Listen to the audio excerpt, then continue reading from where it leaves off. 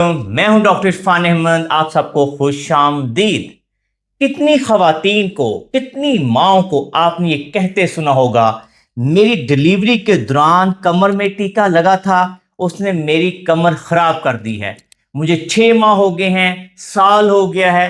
कई खवातीन को 6 साल हो गए हैं और कई खवातीन कहती है 15 साल हो गए हैं, मेरी कमर में टीका लगा था, उस वजह से आज तक मेरी दर्द खत्म नहीं हो रही। तो क्या ये हकीकत है? इस सवाल का जवाब इस वीडियो के अंदर देंगे। हम आपको बताएंगे क्या कमर में लगने वाला टीका असल में कमर दर्द की वजह होती है या कुछ और वजूहात होती हैं जिनकी वजह से खवातीन के अंदर कमर की दर्द खत्म नहीं होती।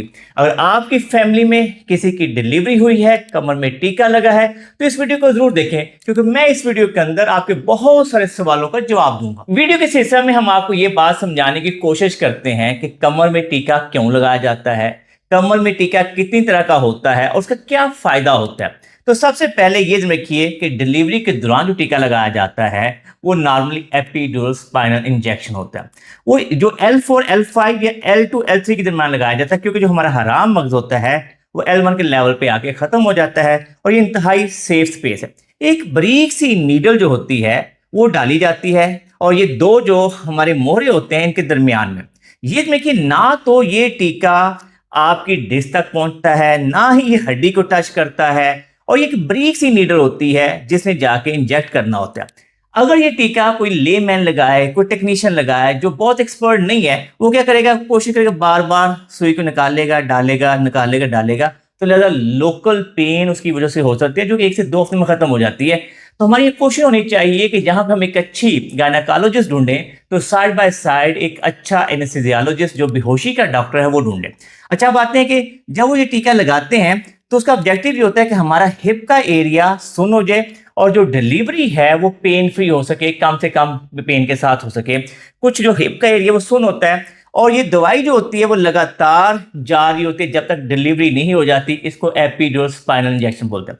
लेकिन फर्स्ट करें, एज्यूम कर लेते हैं कि सर्जन ये समझती है, गायनेकोलॉजी समझती है कि सर्जरी कॉम्प्लिकेटेड है, तो क्या करेगी, सी सेक्शन का प्लान करेगी और सी सेक्शन के दरमियान में टीका यहीं पे लगेगा, लेकिन वो स्पाइनल एनेस्थीसिया होगा। अच्छा, स्पाइनल एनेस्थीसिया का मकसद ये होता है कि आपका पूरा नीचे वाला एरिया जो दर है, हिप्स हैं और टांगे वो सुन हो जाती हैं, बिल्कुल शल हो जाती हैं, और उस दौरान डिलीवरी के बाद वो तकरीबन 4 से 6 घंटे तक आपकी टांगे नम रहती हैं। इस दौरान आप ऊपर जाग रहे होते हैं और यूं डिलीवरी होती है तो बच्चे को आपके साथ एक स्ट्रॉन्ग बॉन्डने के लिए दे दिया जाता है। अब आ जाते हैं कि भाई जब हमारे पास एक जनरल एनेस्थीसिया का भी ऑप्शन है तो क्यों हम स्पाइनल एनेस्थीसिया की तरफ जाएं। ये देखिए कि जो जनरल एनेस्थीसिया है, दुनिया में साइंटिफिक स्टडी से बात साबित है कि सिर्फ 5 से 6% खवातीन में डिलीवरी के दौरान या सी सेक्शन के दौरान दिया जाता है। तो इसकी बड़ी वजह है कि जब आप जनरल एनेस्थीसिया देंगे, आप ब्लड के थ्रू आपके पूरे जिस्म के अंदर दवाई जाएगी तो बच्चे को भी दवाई अफेक्ट कर सकती है, बच्चे को सेडेट कर सकती है, बच्चे को उसके ज्यादा साइड इफेक्ट हो सकते हैं।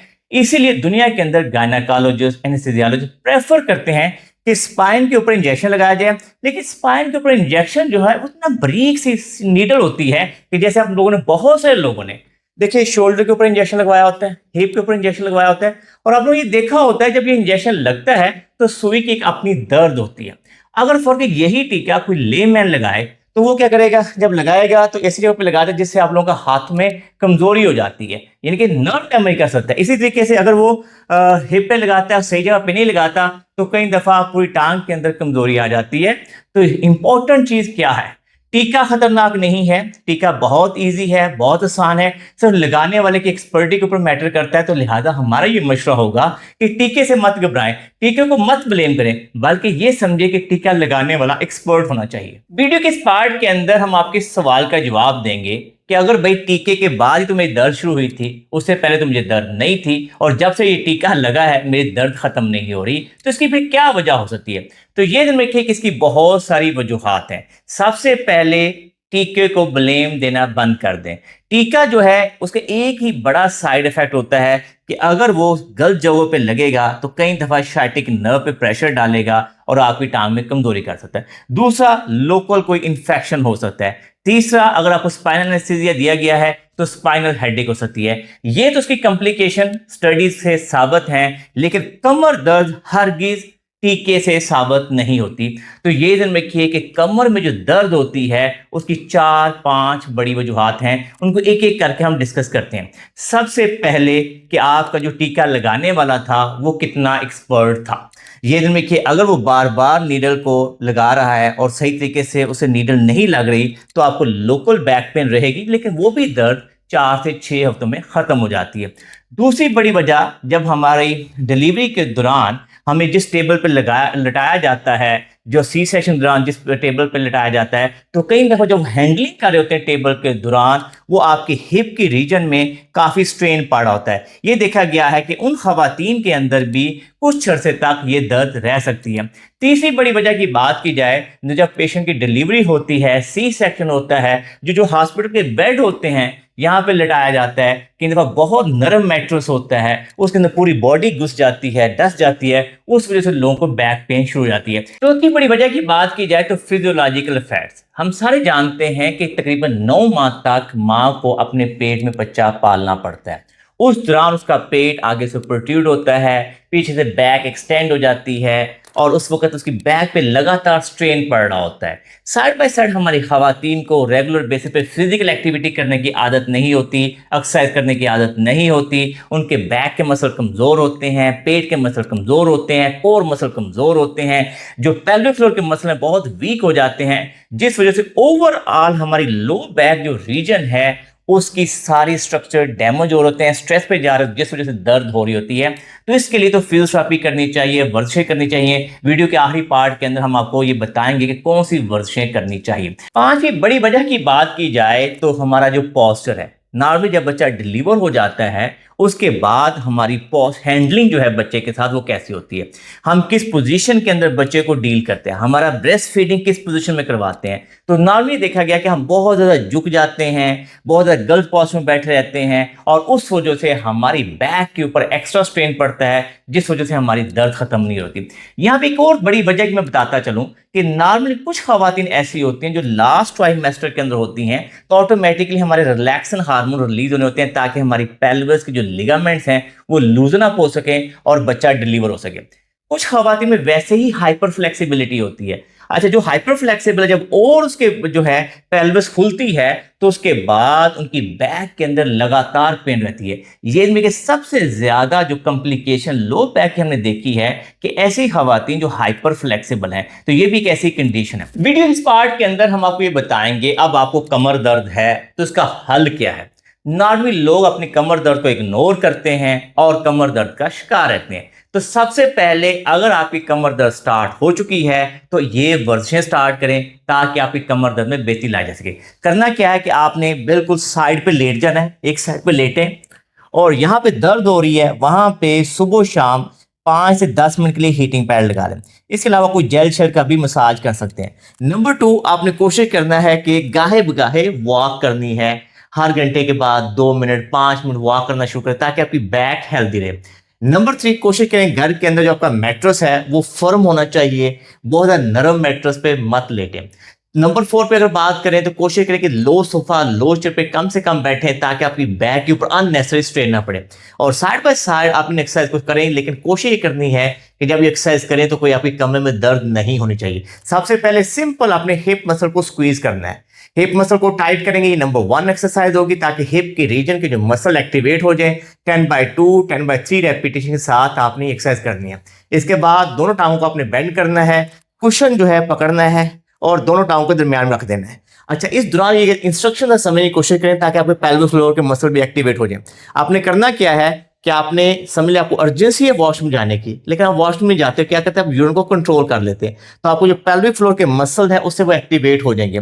साइड बाय साइड आपने ऐसे कुशन को प्रेस करना है, बॉडी ऊपर रिलैक्स रखें और लेट से आप साइड बाय साइड अपने पेल्विक फ्लोर मसल को भी स्क्वीज करें जैसे आपको अर्जेंसी वॉशरूम में नहीं जा रहे। और नंबर 3, आप ब्रीद आउट करें। तो ये आपकी बड़ी जबरदस्त एक्सरसाइज होती है, इससे आपके पेल्विक फ्लोर के मसल भी एक्टिवेट हो जाते हैं और आपकी कोर मसल भी एक्टिवेट हो जाते हैं। नंबर 3, आपने इस तरह से रख लें और अगेन वही चीज इंस्ट्रक्शन को ध्यान में रखें कि पेल्विक फ्लोर के मसल एक्टिवेट किया है और आपने अपने हिप्स को लिफ्ट कर दें और आराम से वापस लेके आए। ये आपकी नंबर 3 एक्सरसाइज होगी। नंबर 4, पाँव अब तक खींचें, टांग को बिल्कुल सीधा ऊपर उठाएं और 5 तक काउंट कर लें। ये आपकी नंबर 4 एक्सरसाइज हो जाएगी।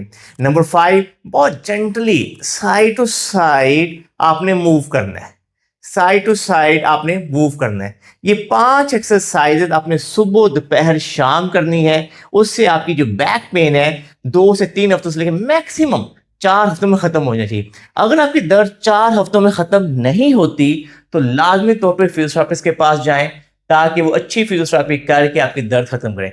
ये जानते हैं कि जब डिलीवरी हो जाती है, बच्चा पैदा हो जाता है, उसके बाद भी हम बहुत ज़्यादा सख्त मेडिसिन नहीं खा सकते, डॉक्टर मना करते हैं। तो फिर एक नेचुरल बेस जो ट्रीटमेंट बनता है वो फिजियोथेरेपी है। फिजियोथेरेपिस्ट आपके दर्द को कमी लाने में अपना बेहतरीन रोल प्ले कर सकते हैं। वीडियो के इस पार्ट के अंदर हम डिस्कस करेंगे खवातीन को कमर दर्द से बचने के लिए, कमर दर्द को ठीक करने के लिए कौन सी खुराक का इस्तेमाल करना चाहिए। तो सबसे पहले ऐसे सप्लीमेंट्स जो हमारे पट्ठों को मजबूत करते हैं उनका इस्तेमाल लाजमी करें। जैसे सबसे पहले खवातीन में विटामिन डी की कमी होती है तो लाजमी तौर पे कैप्सूल सनी डी या कोई भी ऐसा सप्लीमेंट जिसके अंदर सफिशिएंट मकदार में विटामिन डी होता है उसका इस्तेमाल करें। नंबर 2, आयरन सप्लीमेंट्स लेने हैं। नंबर 3, आपने कैल्शियम लेनी है ताकि आपकी बॉडी मजबूत हो, आपकी हड्डियां मजबूत हो, आपके मसल मजबूत हो। साइड बाय साइड अपनी डेली जो लाइफ के अंदर खुराक है वो बैलेंस डाइट पे आना है। आपने कोशिश करना है फ्रूट्स लेने हैं, वेजिटेबल लें, जो भी सीजनल फ्रूट्स वेजिटेबल हैं वो अवेलेबल हैं वो लें। साइड बाय साइड आपको ओमेगा 3 फैटी एसिड लेने हैं। आपने जैतून के तेल का इस्तेमाल करें, आप पंजीरी का इस्तेमाल कर सकते हैं, आप नट्स का इस्तेमाल कर सकते हैं। लेकिन ये रखें कि सारी जो हमारे मौसमी फल होते हैं उनका इस्तेमाल बढ़ाना चाहिए ताकि हमारी बॉडी के अंदर इम्यूनिटी बढ़े, हमारी बॉडी स्ट्रांग हो और हम पहले से बेहतर हो सकें और अपनी कमर दर्द से जान छुड़ा सकें। मैं उम्मीद करता हूं कि खवातीन खासकर और वो माएँ जिनको ये समझ थी कि जो कमर में टीका लगा है और उस वजह से उनकी कमर खराब हुई है, इस वीडियो को देखने के बाद उनके काफ़ी सवालों का जवाब मिल चुका होगा।